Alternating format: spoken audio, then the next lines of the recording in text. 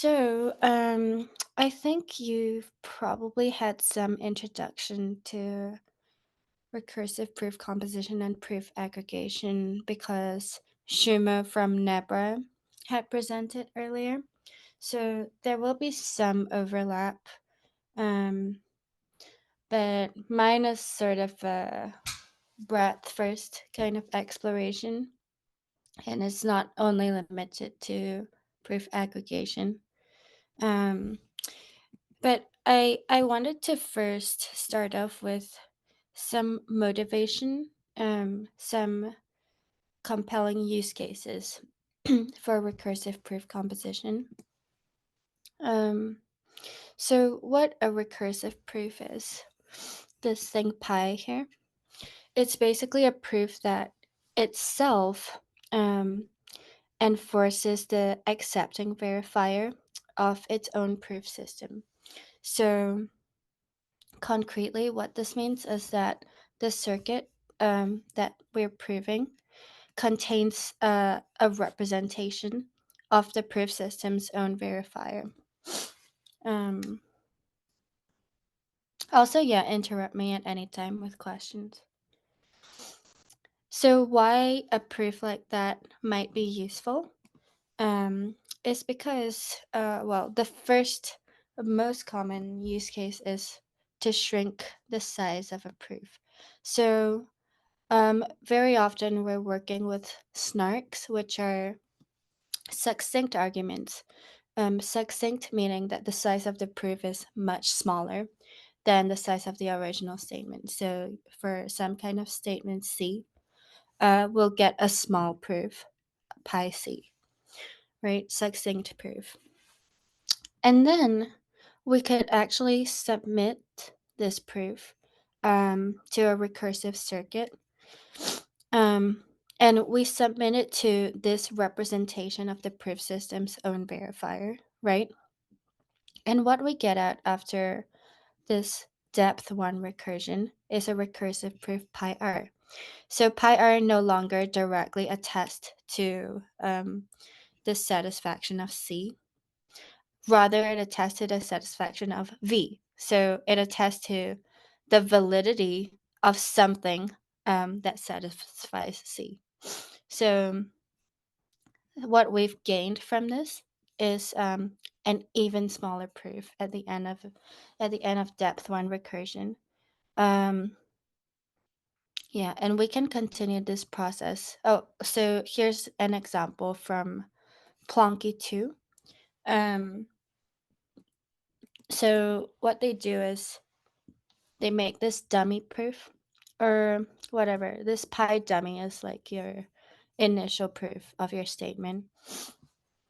They feed it.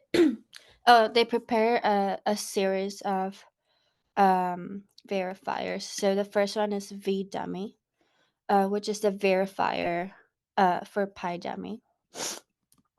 And then they encode v dummy in a circuit and feed in pi dummy in here. And they get out pi 0. So this is the first recursive proof attesting to the validity of pi dummy. And then they prepare a series of verifiers. So each of these verifiers is for a different statement, by the way. Like v dummy is the verifier for the dummy circuit that pi dummy proves. And then v0 is the verifier for this first recursive circuit. And v1 is the verifier for uh, the the zeroth recursive circuit here.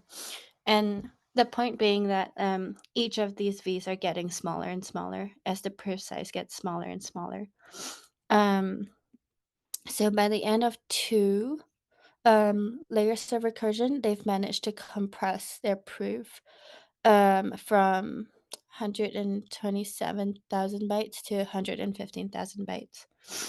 And um, So, in general, you can repeat this process until you reach a recursive threshold, whereby basically the size of your proof is the same as the size of your um, verifier.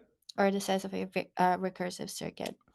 So that's the threshold at which you can indefinitely recurse with a constant proof size. I'm gonna stop for questions. Or also, if there are questions in the chat, someone just read them out to me because I'm not looking at the chat. Okay. Another common way to shrink the proof size is basically to start off with an inner proof that has the following properties. It has a really fast prover, like let's say linear time prover. But it's also really large. So one example of this actually is a Stark. So then, so a Stark, even though it has pretty large proofs, polylog, it's still succinct. Actually, the S in Stark stands for scalable. But yeah, anyway, it's polylog of the circuit size. So its verifier, it's still reasonably small to encode. So what we do is we encode the Stark verifier inside the prover of a different proof system. So we want this sort of outer proof to have almost complementary properties in the sense that it has a slow prover, but it produces a very small proof at the end. And this particular context is useful in the case of verification in a resource constrained environment, like a smart contract. So this here is almost exactly what Polygon Hermes does. And you can do this with depth greater than 1. And you can do this with different topologies as well. So like 2 proofs in 1 verifier. Okay, but I think so besides shrinking proof size, the other huge motivation is incrementally verifiable computation. Um, and this is what projects like Risk Zero and Lurk, and I think eventually ZKML projects will have to use this in order to scale. So this primitive IVC is what all these projects are aiming for and why they're interested in recursive proof composition.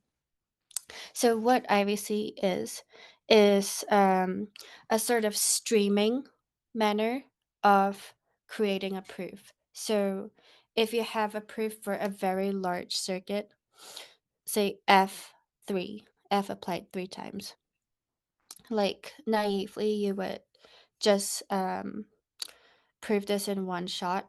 And what this involves usually is big operations on the prover's end, like multi-scalar multiplications and fast Fourier transforms of the size of F3. So that's expensive. Whereas a way to do this that is efficient in terms of prover space and memory is to break down F into 3 repeated invocations of F prime.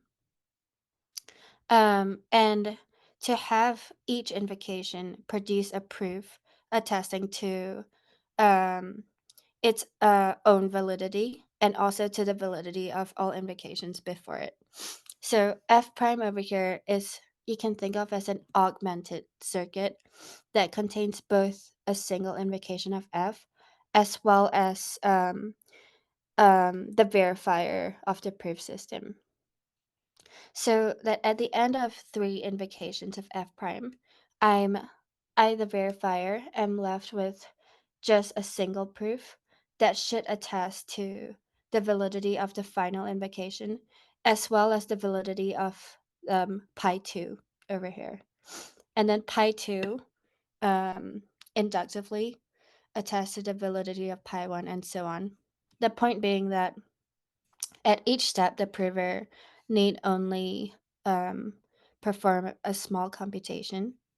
And furthermore, at the end of the series of computations, the verifier need only verify a single small proof.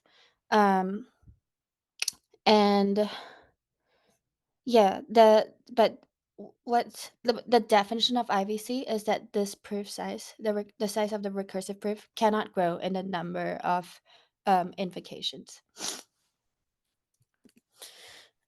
So, for example, the MENA protocol uses this to provide a constant size proof for the validity of an arbitrary length chain of blocks, so that light clients in MENA can simply verify the final proof to be convinced of the validity of a whole history of blocks. So Risk Zero and ZKML projects, as I mentioned before, also deal with huge computations that repeat. And so for them, IVC is also a very attractive solution for prover efficiency. Yeah, so this is the MENA example whereby, yeah, the light client downloads only a single latest proof. Um, So another example of sort of uh, how we can why prover space efficiency is useful is in the case of the VDF prover. So yeah, the verifiable delay function is an important primitive in providing randomness in a distributed system, such as a leader election in proof of stake. Um, and basically, a verifiable delay function consists of sequential applications of some function f that is very slow to compute one way, but very fast to verify in the reverse direction. So we have an evaluator that is we want this evaluator to be delayed by at least 4f, right? And then we want to quickly convince some verifier, given x and f for x, that the evaluator got the correct answer. So yeah, this is already fast to verify, but what we can do with a ZK snark is to make the verifier's life even easier. So we can make a snark of this evaluator's work and just submit a small proof to the verifier. Um, and to make this prover's life easier, we can use recursive proof composition to parallelize the proving of this sequence of operations. And sort of the last motivation is the general case of IVC called proof carrying data. So pretty much is generalizing IVC to an arbitrary path. An arbitrary graph and not just a path. Um, and PCD was also motivated by the distributed computation use case, in which the prover at each step of recursion can be a completely different person. So these parties do not need to trust each other, and they do not need to work together and know each other's witnesses. So that's also slightly different from IVC, in whereby a single witness is broken up into like a stream. So yeah, I hope that was enough of a motivation. So proof shrinking and IVC are by far the most popular applications of recursive proof composition today. Um, so are there any questions?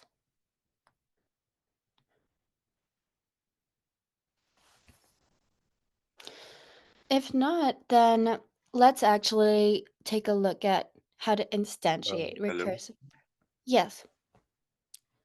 Okay, please, I wanted to know if this is as like if it's similar to the Fry protocol, like how the Fry protocol compresses um Mm-hmm. the proofs, kind of like. Yeah. For example, Plonky 2. Plonky 2 maybe is one of the most popular proof systems that's using the Fry protocol. So at each step here, each of these pies is a Fry proof, okay? And each of these V's is a Fry verifier, right? And yeah, the point being that the Fry proof is smaller than the circuit that is trying to prove. So with each application of the recursive verifier, we can shrink the Fry proof even more. And this is very useful once again for resource constraint verifiers because, well, just concretely, you don't want to submit a huge proof to like call data because that's very expensive. Um, so yeah, Fry is definitely a proof system that's very suitable for recursive proof composition. Are there other questions?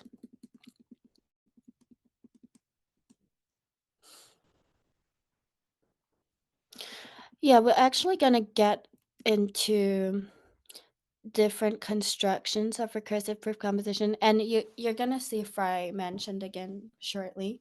So yeah, how Fry is used in recursive proof composition is in a the most straightforward way, which is full recursion. um so full recursion, actually we've already seen it in like the first slide. What it does is it encodes the whole verifier of the proof system inside the recursive circuit. Oh, wait. Um, So Into, have you shared the screen because we haven't seen this? wait, Oh you yeah, haven't yeah. seen the slides Oh at yeah, all? yeah, This yeah. We can see it. Sorry. okay. Go ahead. Could could you see it before? I can see it now. Sorry. Okay, Thank you. no worries. I really hope everyone's been seeing it this whole time. Otherwise, it'll be a pretty funny monologue. But I'll share my slides as well on the chat or something. So yeah, we already saw this previously that the whole proof systems verifier is encoded in the recursive circuit. Right. So at each step, we completely verify the previous proof. Um, and at the final step, we have an IVC verifier that it no longer produces another proof. It just spits out like a final 0 or 1.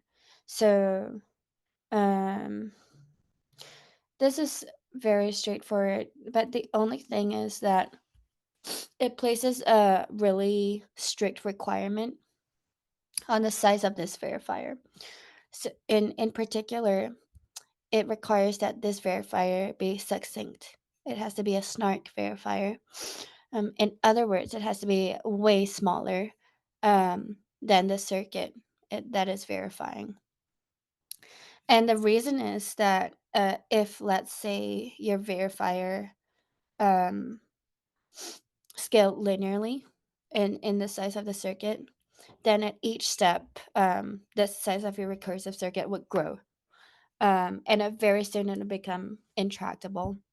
And if you recall, the definition of IBC was that the size of the recursive proof cannot grow with the depth of recursion. So to get IVC from full recursion, your verifier must be succinct. um, so let's see. So risk zero, for example, um, uses, well, yeah, they use Fry to sort of shrink the proof of a large execution session.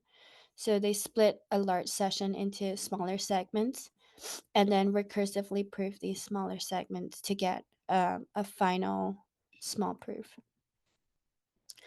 Um, and why Fry is particularly suitable for full recursion is because Fry can be instantiated over very small fields.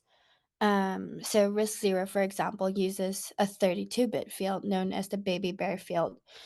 And for those of you who are familiar with like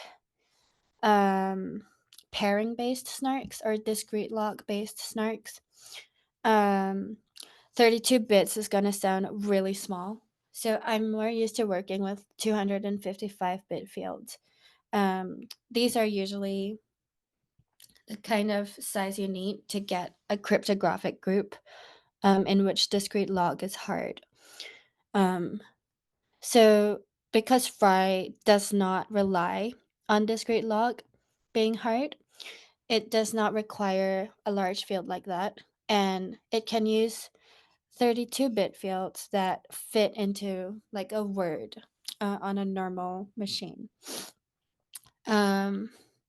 So yeah, small field Fry is one of the most performant implementations of recursion right now.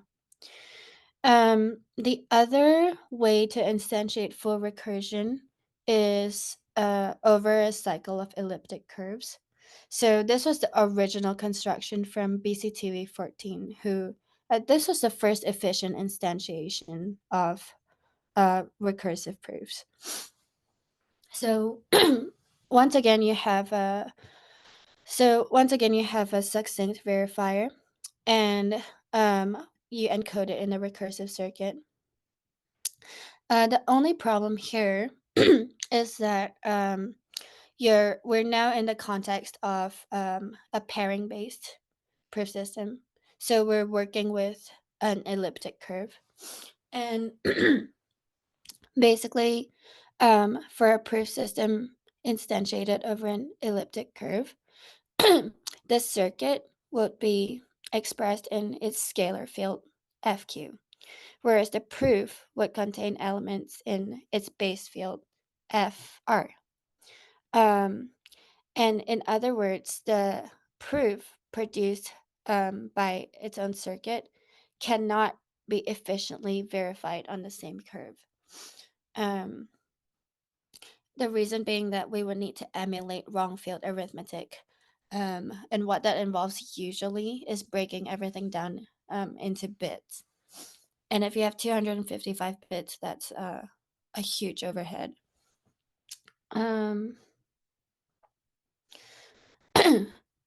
So to get around this inefficiency, the authors proposed a cycle of elliptic curves whereby the base field of one is the scalar field of the other. And so we can just continually ping pong these proofs across to the right field. And one example of a pairing-friendly curve cycle like this is MNT 4 and 6. So now in practice, these curves have huge fields. I think like something like 380-bit fields. So this is not used in production now. Yeah, we have more efficient ways of doing this now, as we're going to see. And another issue with this instantiation is that even though the verifier is asymptotically succinct, it still involves a pairing check, and that is still concretely very expensive.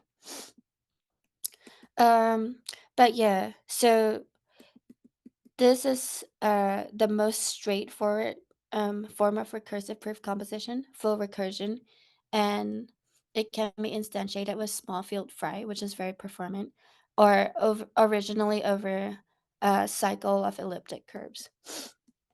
And the takeaway here is that for full recursion to work, the verifier must strictly be succinct in the statement being proven. So I'm going to stop for questions again.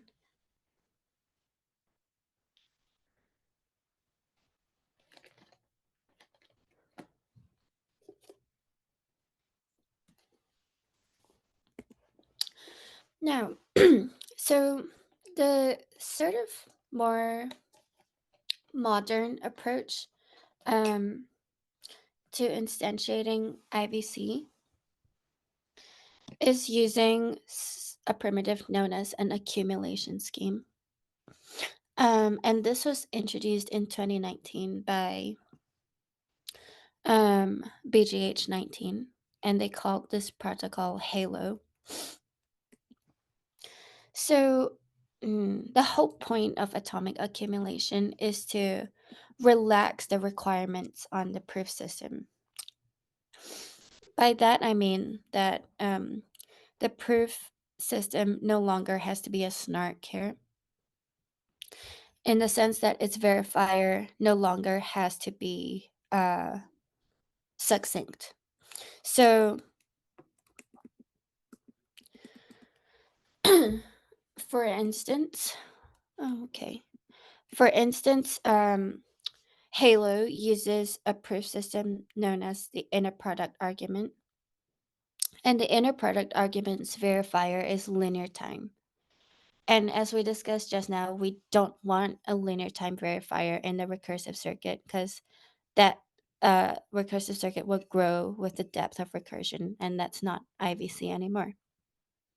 So instead, what Halo does is it takes out this log n part of the verifier that is succinct. And then it defers the linear time part of the verifier to somewhere outside the circuit. So to be more precise, the linear time check in the verifier involves length n multiscalar multiplication. And since we don't want to do that in the recursive circuit, we defer it to this recursive prover or accumulation prover that's outside the circuit. And we rely on the accumulation prover to perform a random linear combination of two of those length and multiscalar multiplications. So that the expansive operation is actually performed outside the circuit. And inside the recursive circuit, all we have to check is that the random linear combination was done correctly. So concretely, this means that we're checking that pi I plus, for some randomness r, we're checking that pi I plus r ac I equals ac I plus 1. And this is just one scalar multiplication and one elliptic curve point addition. So this recursive verifier here only needs to do the log n checks of the system's verifier, and additionally a constant size linear combination check to convince us that the accumulator was updated in an expected way. So now, the thing is, we cannot actually avoid this linear time check, so we can accumulate it as many times as we want. But at the end of a series of recursive proofs, we will be left with the linear time check that we have to perform. But the point here is, for in the context of Zcash, for example, this linear time check, known as the decider, can be performed off-chain, right? Sorry, it can be performed outside the circuit. Yeah, still on-chain because every verifier must perform this linear time decision. But yeah, it doesn't need to be in a circuit, so you're never gonna have a circuit that is size n. Um, and then, yeah, the point here is that this linear time check is amortized across the number of times you've recursed. Yeah, so really what atomic accumulation does is it allows you to amortize the cost of a linear verifier across multiple accumulation steps. Um, and this was a huge breakthrough because it allowed us to instantiate IVC without proof systems that rely on trusted setups. So I'm gonna stop for questions again here.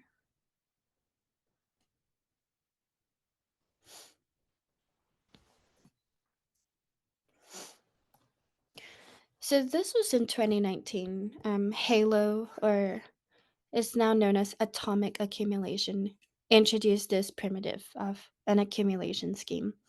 And it opened up a whole world of prover efficiency improvements. So right now the rage is all about folding schemes, which is also called split accumulation. So yeah, folding schemes were introduced. Well, split accumulation was introduced in this paper, BCLMS 21, and it was popularized as folding schemes in a paper by, I think, KS. Well, the Nova paper. Um, and yeah, basically, it's an optimization on atomic accumulation. So you're gonna see a very similar picture to atomic accumulation, whereby once again, the cheap part of the verifier is included in a recursive circuit, and the expensive part is moved outside. Um, but a verifier only checks that the accumulator of the expensive part is updated correctly. So that's atomic accumulation, right?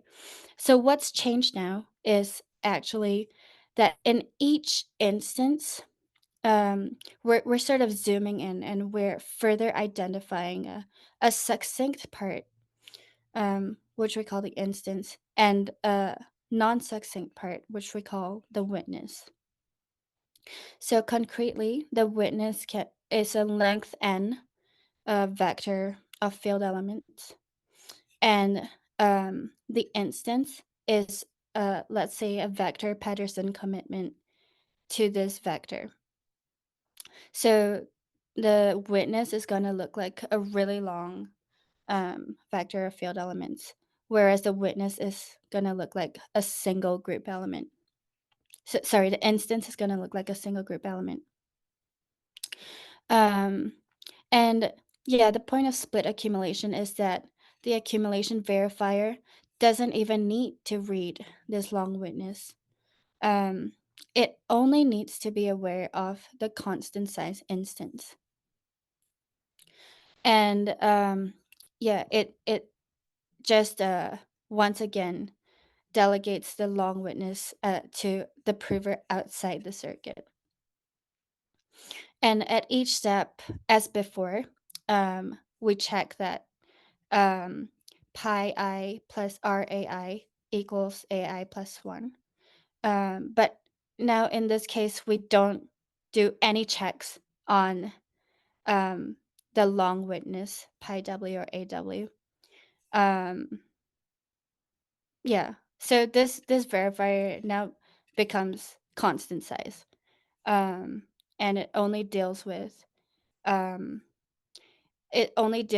the instances, the succinct representations um, of the witnesses. And then once again, at the very last step, we need to actually perform this length n vector Peterson commitment. So we need to actually check at the end that the accumulated witnesses are consistent with the accumulated instances, right? So like this length and check that we've been delaying once again has been amortized across the number of steps of recursion. So yeah, so the Nova authors introduced, I think, the lowest overhead folding scheme, uh, whereby the verifier just does, I think, 2 elliptic curve multiplications, sorry, scalar multiplications, and a bunch of hashing. And we're gonna look into the Nova construction in more detail in the final part of this presentation. But yeah, the Nova authors additionally introduced this convenient form of IVC called non-uniform IVC. So in classical IVC, we have to repeat the same circuit at each recursive step. So this only works for uniform computations that can be broken down into repetitions of the same logic. But when it comes to, let's say, virtual machines, where we're not necessarily doing the same computation at each step, but we are doing 1 out of n allowed opcodes. So in that context, it would be useful at each step to be able to specify some fj, where j is an index from a list of allowed circuits. And what this looks like basically is basically an IO circuit, whereby it is kind of one level of abstraction up, whereby instead of directly performing an opcode, we load in an opcode. Let's say we provide like the Merkle path of an opcode to a previously agreed upon hash of all allowed opcodes. So at each recursive step now, we incur this overhead of loading in an instruction. But what this gives us is now this abstraction, or this sort of generic functionality over all allowed instructions. And crucially here, we only pay to update whichever instruction, the accumulator corresponding to whichever instruction we used. And we don't need to update any of the other accumulators. So basically, this is preferable to the naive approach. The naive approach would be to encode the whole VM as a single circuit and then just repeat that huge circuit at each step. So instead, this approach gives us a constant size IO step, and we only pay for the instruction that we actually use. So, for example,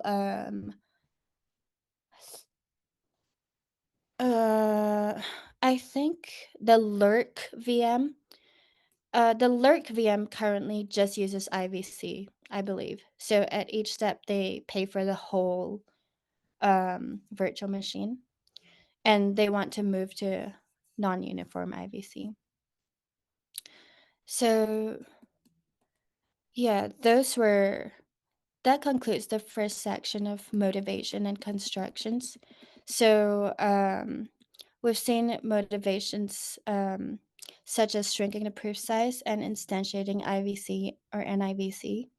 And we've seen basically the evolution of constructions that we can use to achieve this, starting from the very sort of strictest requirements for full recursion to what we have today, which is Nova, extremely relaxed um,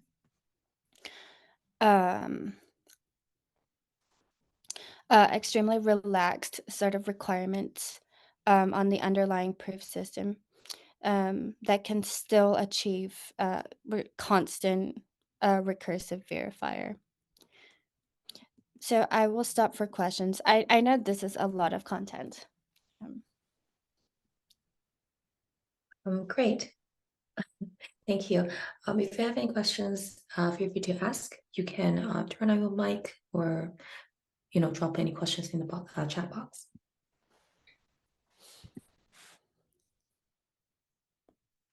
Yeah, I think in a 1 hour presentation, this is a lot to cover, and since this is recorded and the notes are available, you can go over it at your own time. What I want to communicate is this intuition or this story, about why we're interested in recursive proof composition and how our techniques have been evolving. So yeah, interrupt me at any time with questions. Um, I did want to do a quick comparison of implementations and of these different constructions that we've seen. So, oh yeah, we mentioned briefly just now some of the implementations that are in production. So, for example, Polygon Hermes does the composition of Starks and Groth 16. Or actually, it might not be Groth 16 now. They might be using a proof system called Flonk as the outer proof. But anyway, um, they use recursive proof composition to shrink the proof size of the Stark. And other examples of usually for this use case, the inner proof system is a Stark that is a very fast prover and a very large proof. So, and the outer proof system, it will be some kind of Stark verifier or Fry verifier. So people have written a Fry verifier in Halo 2 and also in Gnark. So you can check these out later on. And when it comes to IVC or PCD, we saw just now that Plonky 2, and now they're Plonky 3, instantiates IVC using full recursion. So does Polygon Maiden and Risk Zero. Whereas, nobody is going to try full recursion with a pairing based or D-log based system now. So most of the D-log based proof systems are using accumulation schemes or folding. So Nova is the original folding scheme, and Mina uses atomic accumulation, I believe. So basically, the trade-offs, how you can sort of organize these solutions relative to each other is on this axis, on the y-axis, as we go down, you can think of it as the prover's work increasing. Okay, so let's focus on this R1CS Nova. So in the case of Nova, all the prover has to do is literally provide the witness that satisfies some R1CS circuit, and compute a commitment to that witness. And then this commitment is accumulated by the recursive verifier. So the prover work is probably the minimum possible prover work. The prover work is just providing a witness and committing to a witness. Whereas Hypernova, which came out a little later, asks the prover to put this witness through a sum check argument and provide a proof for the sum check argument. So we're accumulating at the level of the sum check argument after the prover has done a bit more processing.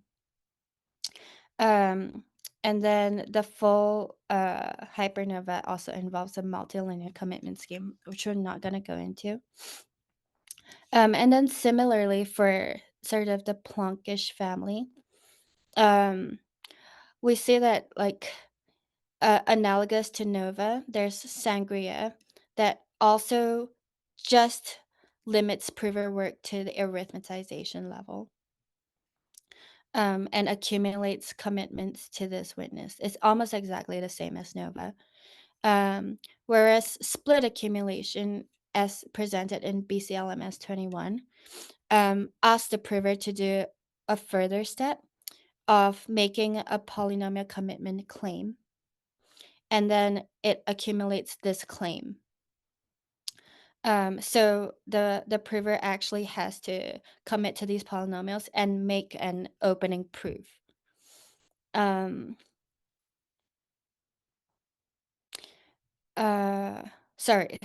make an opening claim. Whereas Halo 2 goes like one step further and asks the prover to make an opening proof using the inner product argument, and it then accumulates those opening proofs. So Halo 2 sort of requires the prover to do the most work. And yeah, basically, you can sort of put all of the accumulation schemes, you can phrase them all in terms of this reduce and combine steps, whereby reduce sort of reduces this y-axis step, whereby the prover reduces their initial statement into a form that can be accumulated.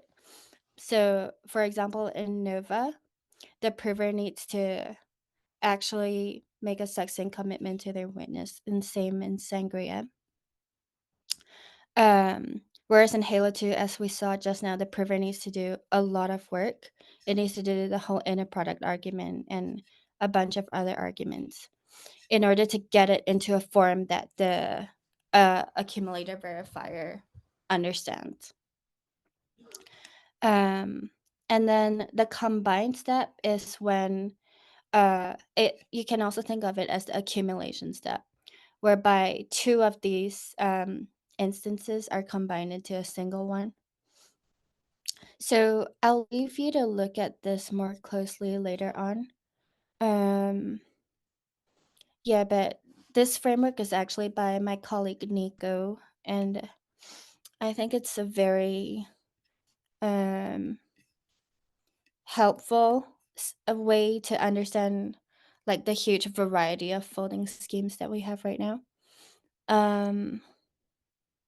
Yeah, so reduce takes the prover's witness and reduces it to this accumulator form, which the accumulation verifier understands. And the combine step combines two accumulators into a single new one. So I'm gonna leave you to look at this by yourself. Yeah, so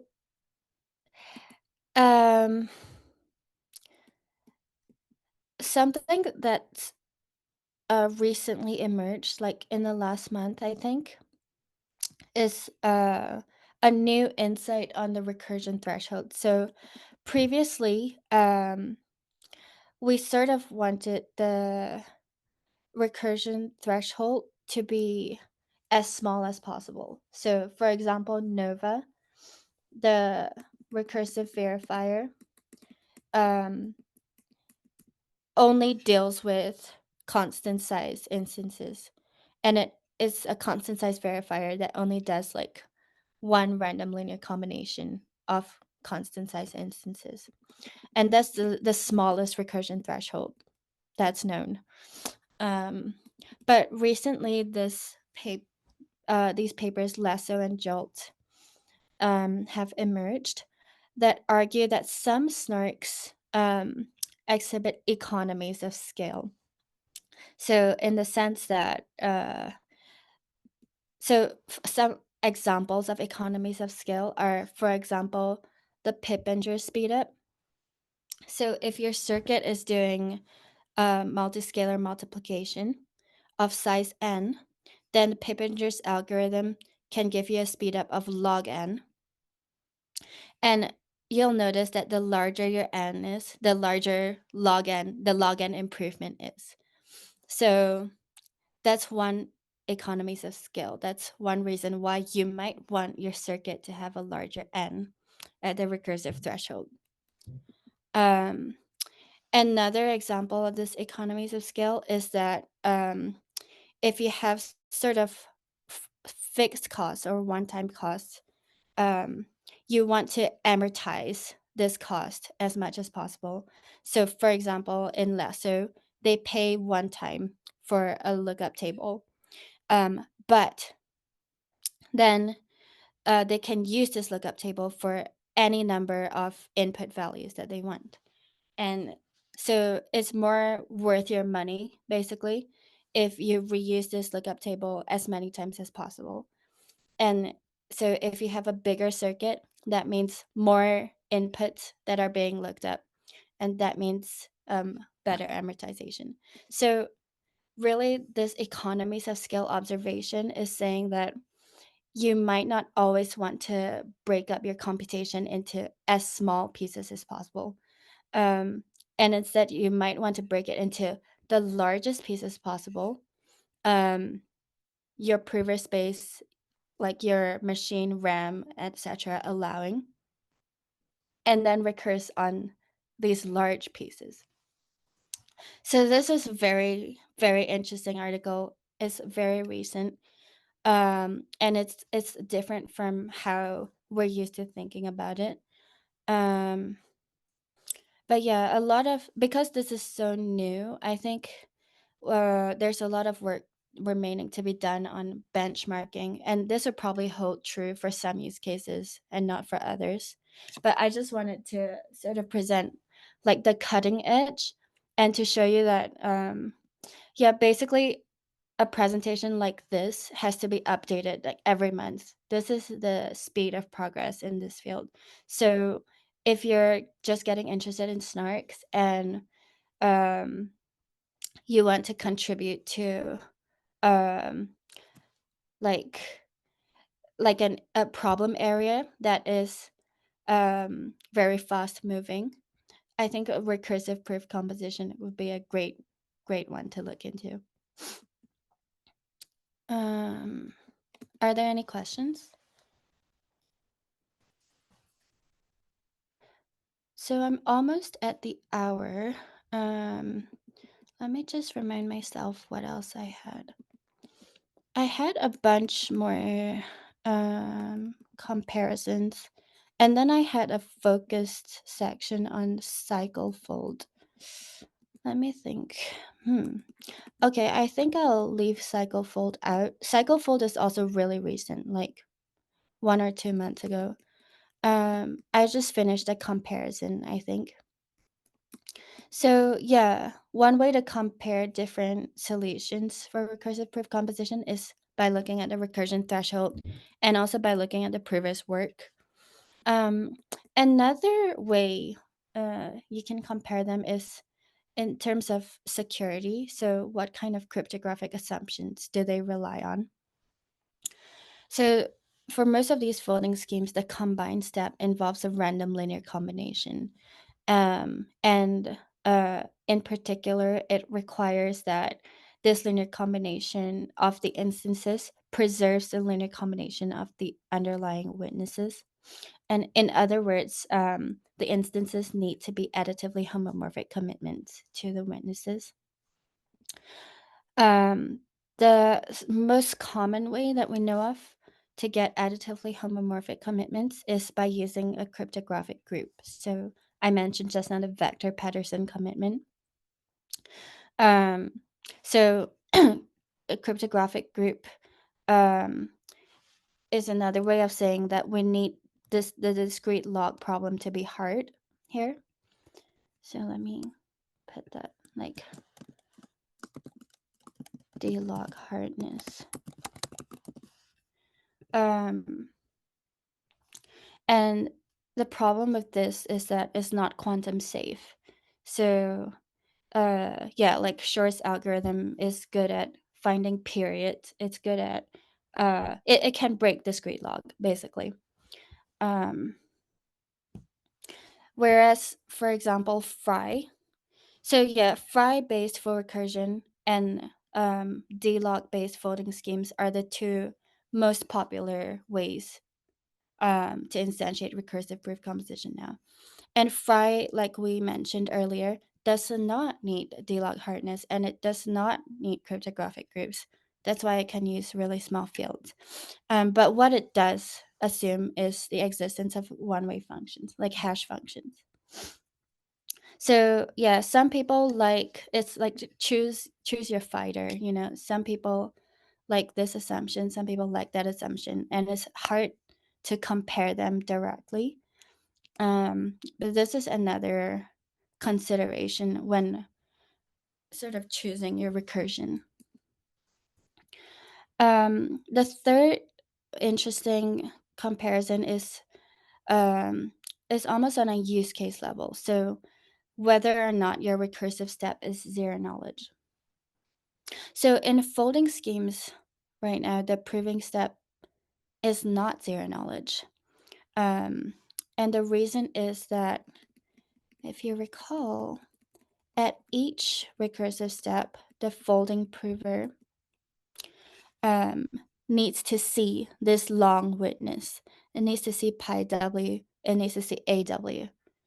So yeah, it's not zero knowledge because it sees the witness.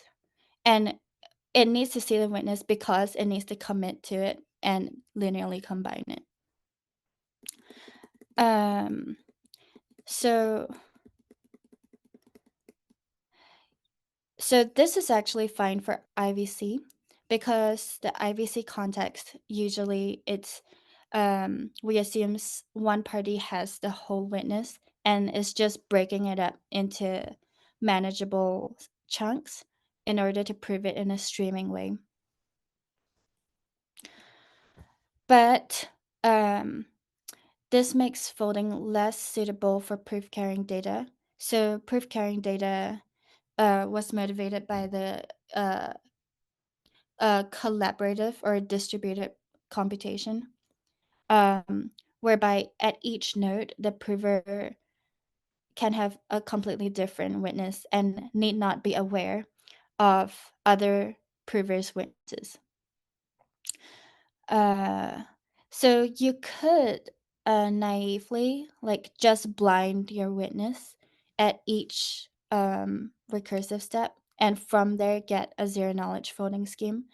But it's not very natural, because this will still be bandwidth intensive, in the sense that you still need to pass like a length and blinded witness to the next prover. So basically, folding scheme used for PCD looks very unnatural. Yeah, so there's lots of other ways to compare these. But I think, yeah, like probably the most exciting and relevant one would be the recursion threshold, and the prover efficiency. So this is where we need a lot of help benchmarking. Yeah. There's lots of other considerations as well. I think like lookup tables, for example, have been like an independent line of work that's particularly relevant to folding schemes, and can make folding schemes a lot more competitive with small field Fry. But yeah, I think that's probably a good place to stop on the hour. I can continue if people want, but let's get a temperature check. Are there any questions?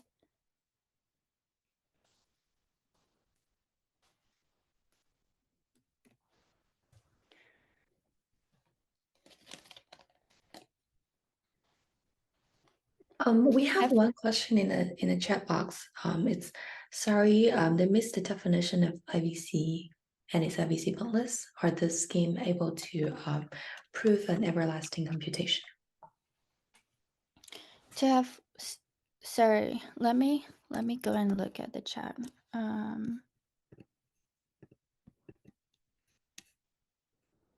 Prove an everlasting. Oh, is IBC boundless? It's a very good question. So, IBC was introduced in 2008 by Paul Valiant.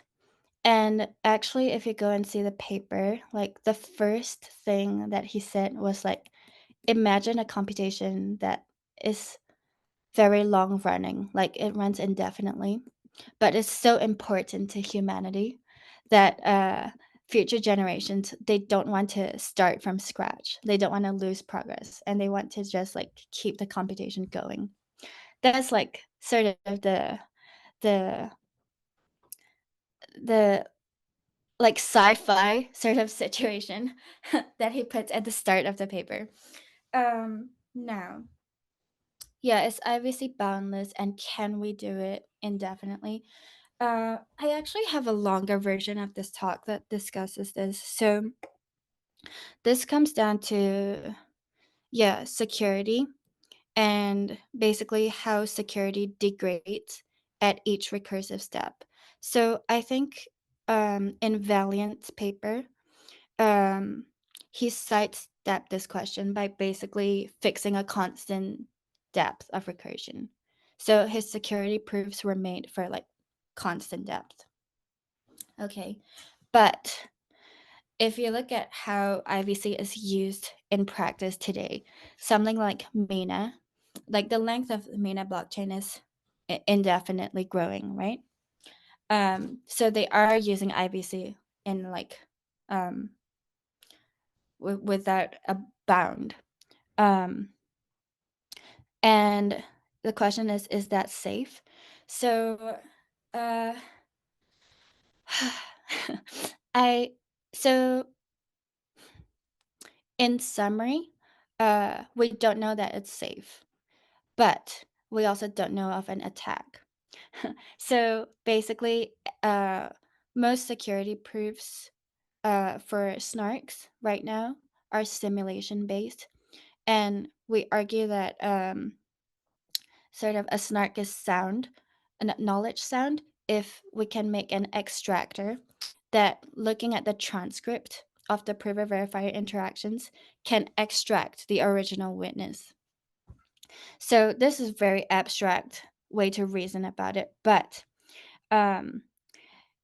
all you need to know is that in the context of recursive proof composition, the extractor has to get more and more powerful with each depth of recursion. So the extractor has to, in order to win and successfully extract the witness, it needs to do more and more work with each increase in the recursion depth. And pretty quickly, you get this blow up of the extractor, and the extractor becomes something that is intractable. So for infinite depth recursion, the extractor does not work, and you cannot prove that it's secure. Okay? But we also don't have an attack on it. And so what this might imply is that our model for the security proofs is not a useful model. And to reason about recursive proofs and their security, we need a different kind of model. So you might want to check out this paper called AROM, arithmetic randomized arithmetic random oracle model, and this tries to introduce a different model that is more suitable for proof carrying data instantiated with recursive proof composition. Yeah, but this is a proving security is like unfortunately like highly theoretical and unintuitive to most people with like engineering coming from an engineering mindset. and can seem very, very abstract. But yeah, so for many use cases that are not MENA, we can actually do bounded depth recursion. So yeah, for example, if you have a neural network of like n layers, you don't need more than say log n, or let's say like n depth recursion. And same for like some program of a fixed size in a virtual machine. Yeah. So that was a long-winded answer because this is very much an open question right now. But yeah, thank you for the question. Are there any more questions? Or actually, do you guys have a Discord or something where you could send questions if you want?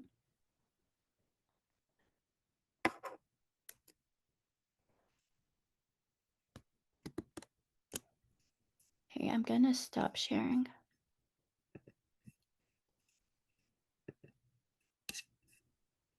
Okay, great. Thanks everyone for coming. And thank you very much. Yeah, thanks for the answer as well. Yeah, do we have any more questions? Okay, cool. If no, feel free to drop any questions into our group chat. Like we have a ZK Hacker Telegram, and if later I'm also gonna drop this PowerPoint into that chat as well. And thanks everyone for coming, and thank you very much for your time, Tong. Hope you guys have a great day.